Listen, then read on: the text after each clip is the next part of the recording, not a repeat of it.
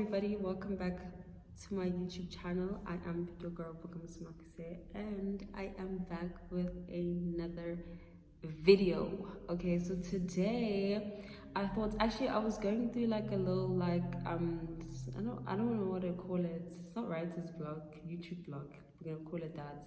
I've just been struggling to kind of think about the type of content that I'd like to put out, and I think during the course of last week, God really spoke to me. So, and I think I've been kind of shying away from like people really getting to know me and kind of really expressing objective views as opposed to like subjective and personal to me. But God has made me realize that, you know, people grow fond of you when they really know who you are.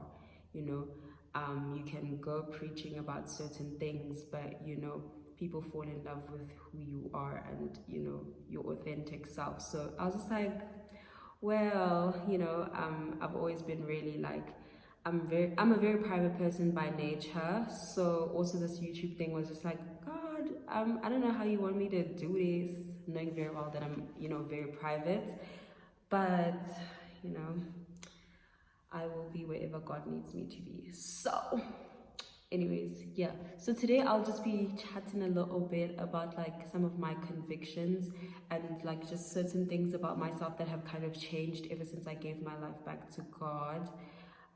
Obviously, if you have not watched my previous video, get into it. I speak about obviously my journey in Christ, and it's just a little chit chat about how I obviously got started and, you know, what led the events basically that led up to that point.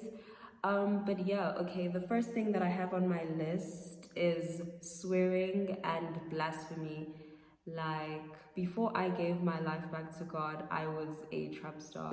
I was just swearing all the time. Like, and I think it's just also the music that I listened to. Like, at the time, it was bad. Like, and I think for me, like, I knew that it wasn't me. Like, I hated it because I hate hearing other people swear. But when it came to me, I was just like, well, you know. And so obviously when I kind of gave my life back to God, I was just like,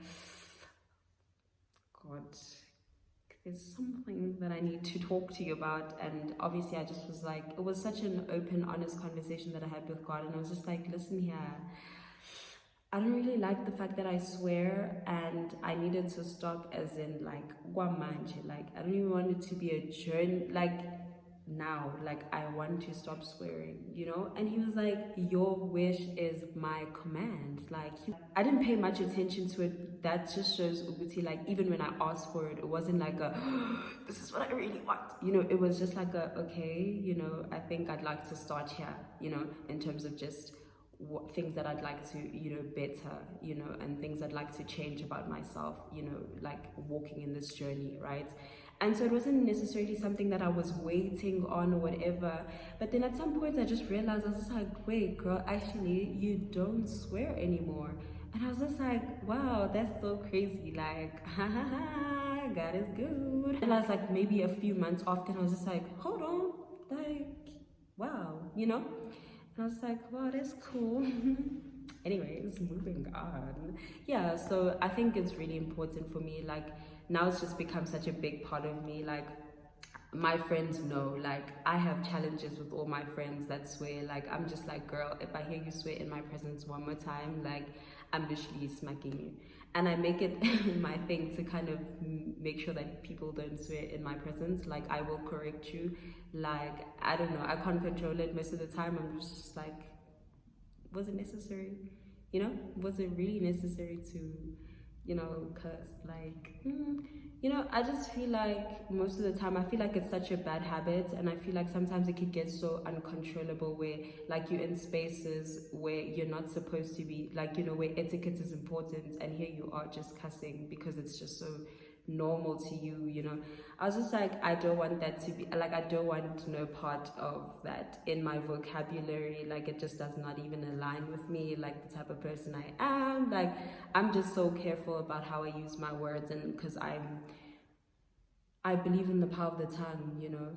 What you speak, you sow a seed and it manifests. You know, too many times we're just like, oh, how did this happen to me? But girl, like, The way you speak about yourself, the way you speak about certain situations in your life matters. Guys, I'm so sorry if the lighting is too bright. I decided to record this video very late, obviously, and now the sun is just shining in my face and I am looking extra bright. So, yeah, anyways, second thing on my list, another one of my convictions is modesty. Okay, so modesty in a very, like in a lot of ways. First, I'm gonna get into like just modesty in terms of like my dress code. Yeah, I think this is a very sensitive topic when it comes to this generation that we live in, and I don't think it needs to be any sensitive. I don't think it should be a sensitive topic, quite frankly. I think a lot of the time I feel like obviously people who are very like modest dressers, when they see other people dressing outside of who they are, they feel like it's their place to be like, yo, you shouldn't dress like that. But I'm here to say that that's not your place. That is really not your place. I think it is obviously important to always spread the gospel, but approach is so important. How you came about is through love, and how you met God was through love, and how someone else should meet God should also be through love. And I think that's why God preaches love so much, because love is that very thing that will win more souls. Like, love will always win, and love will always win the people that you are trying to bring to God, as opposed to being like, you are doing this, why are you not doing that, you should be better, da da da. Because quite frankly, guys, God said come as you are. So it is not your place to be telling people how they should dress, how they shouldn't dress. You know, it's okay to spread the gospel, yes, and obviously speak about it, but I think don't condemn people and don't judge people, because nobody condemns you and God doesn't judge you. So yeah, okay, basically that was just my rant. But anyways, modesty in terms of clothing, I realized this actually, like, I don't know, at some point where it was just like, what can I say? I went through a huge like identity crisis in terms of my clothing. I just really didn't know my type of style. Like, I didn't know how I'd like to dress or how I'd like to portray myself. And my mom is a creative person, and like, you know, she's creative in every single aspect. Like, you know, just, yeah, my mom's just super creative. So like, obviously having somebody really creative and like someone who knows how to like throw an outfit together in your household, like, is kind of like, you should be able to do the same thing, you know. So I struggled for a bit, and my mom would always impose this modest type of dressing on me, and I just like, girl, I don't like it. Like, I don't like it. But I think my style then, when I was telling her that I don't like it, was really kind of like me just following trends. You know, I was just like, no, this is not how the people my age dress right now. So I don't think I should be dressing that way. And she was like, oh, okay, suit yourself then. She kind of let me develop by myself, you know, and then I kind of found my feet. God just made me realize that when people meet you, before you even get an opportunity to present yourself to people, they look on the outwards in. God was just like, my child, you need to match up in that sense, you know, where it's just like, people should never be confused about who you are and where you stand. You know, people should never second guess where I am, how I live my life. Like, you know, if you're going to stand as someone in God's kingdom who is going to work in his kingdom and serve his purpose, you know, alignment is important, right? Judgment should never be in the conversation. Do you know what I mean? It should always be love, because I feel like love is just the purest form of acceptance. Like, you know what I mean? Like, if I can just love you the way that God has shown me how love is supposed to feel like, then you will know God through me, you know? And I wouldn't necessarily have to be telling you, you need to do that, you need to do that. Because God didn't do that to me, quite frankly. He found me exactly how I was, and he was like, my child, I accept you, and I will begin the work in you, you know? It is not somebody else's job to begin the work in you. It is God's job, right? So dressing. I am a modest dresser. I love it right now. Like, shame. I will do the necessary things to make sure that I maintain just a modest image and look, and I think it could be incorporated in clothing. You know, it doesn't necessarily mean that you should cover up. You know, my mom always used to say to me, like, if you're gonna wear something short, complement it with something long, you know. So if I wear a dress, I will wear a long coat, or I'll wear boots, you know, just to make sure that my outfit, or what I'm wearing, just gives me, and it's not what I, outside of what I stand for. Okay, so yeah, it's just the general image. When somebody looks at my full outfit, they must be like, 8, you know, but in a elegant, chic, you know, cute way. Like, yeah. Also, another thing, modesty in terms of etiquette. Just modest etiquette started with me praying for gentleness, you know, praying to be more gentle, praying to have more humility, you know, praying for peace, wisdom as well. Oh, another thing, a purity of heart is my constant everyday prayer, because your heart is literally so important physically and spiritually, right? Your physical heart obviously pumps blood into every single organ in your body, and I think spiritually your spiritual heart plays the same sort of role, right? It literally is the basis of how you act, what you say, you know. That's why there's a verse in the Bible that says the mouth speaks what the heart is full of, right? Don't be surprised by the things that you say and like, oh, damn, like, why did I say this? Or how could this come out of my mouth? That is just what your heart is full of, you know? And I think it's really important to always pray for a pure heart. And not to say that it is easy and I can always be that way, but I just always make it a point to constantly pray about it. Because modest etiquette for me, it's all about the work that you put in inside that then kind of is shown on the outside when you meet people, when you interact with people in spaces, with people in environments, with people, you know. I just think it's the inside work that you do with God in your prayer room, in your daily life, you know, that kind of then manifests, you know? Yeah. Another another one of my convictions actually is music.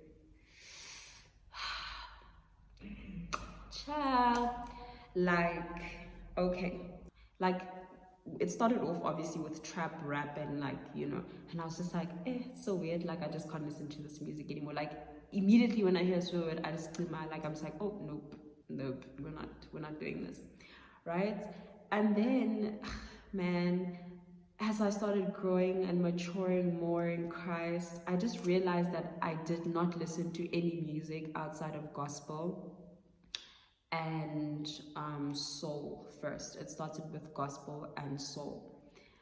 And I also let go a little bit of, like, I did even R&B as well. I had stopped listening to R&B, like, and I was just like, wait guys, I actually don't listen to music like that anymore. Like, it was just like a yo, okay, you know.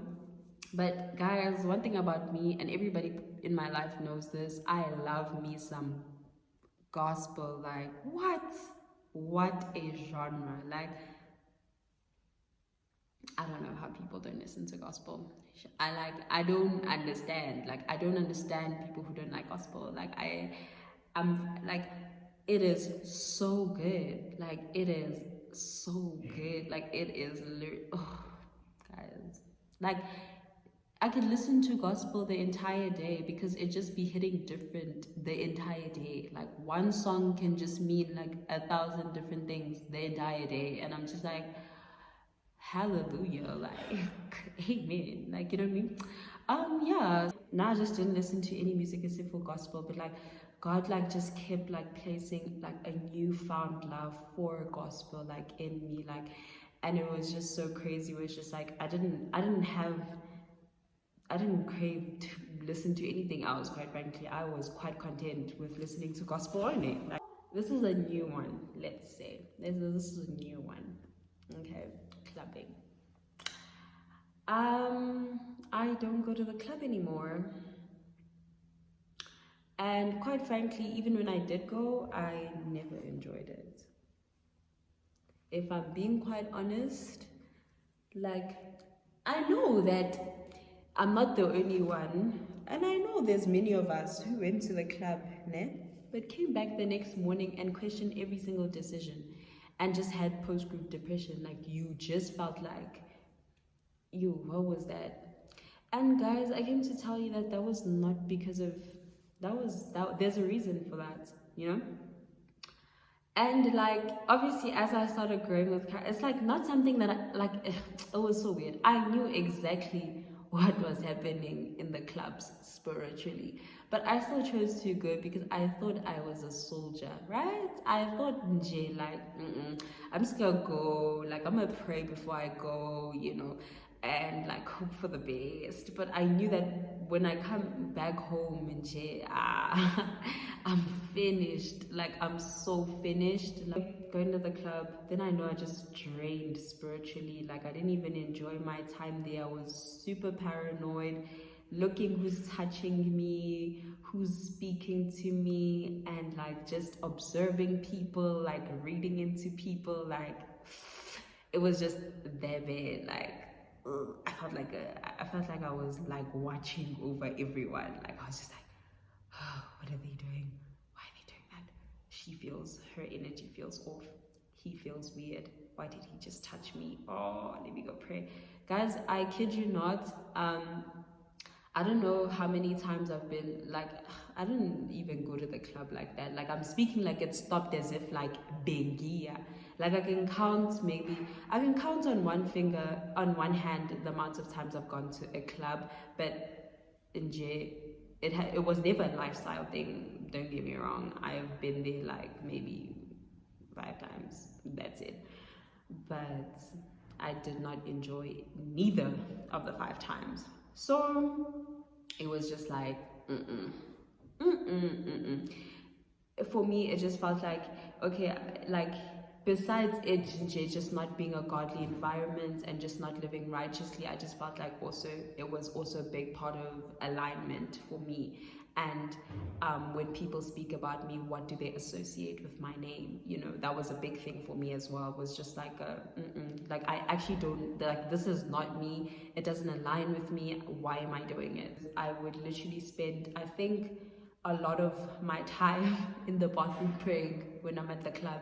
I was just like, yo, I don't even know why I'm here. Like, oh, this is happening. This is weird. And also, I was just like, dude, it's so crazy how I know that, like, izinto nje, like, for instance, like the kingdom of darkness, izinto zabo zinje ziqala midnight, like, you know.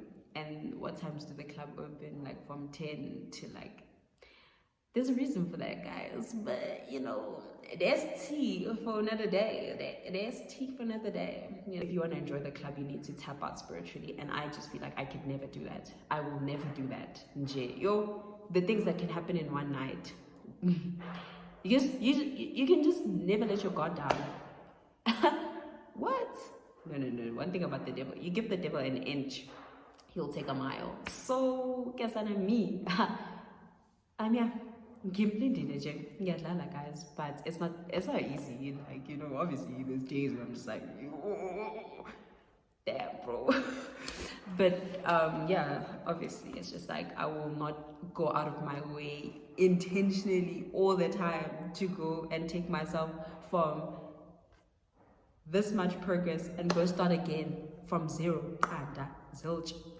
Nah, I'm tired of that. Like, it just couldn't continue happening, you know. And God kind of started just revealing things to me about the club that I obviously was turning a blind eye to. And through that, obviously, the conviction came, and I was just like, you know what, it's time, sister, you know.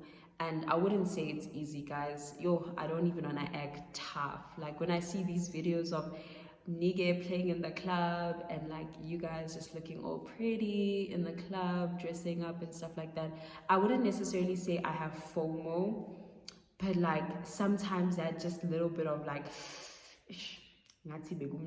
but then I'm quick to realize that it's not really fun for me, you know. Yeah, it's obviously that's just how the devil works, you know. He will work against everything, every good thing that God is trying to do in your life, you know. That is the end of today's video. I really enjoyed having this conversation.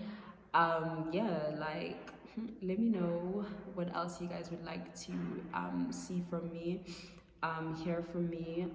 You know, yeah, I'm open to you know, your guys's requests as well, and I hope that you guys stay blessed, and thank you so much for watching this video. If you haven't subscribed already, please do subscribe, like and comment, and turn your notifications on so you're notified every single time I upload. From me to you, I am signing out. I'm bokamosomakss, and thanks for watching. Bye.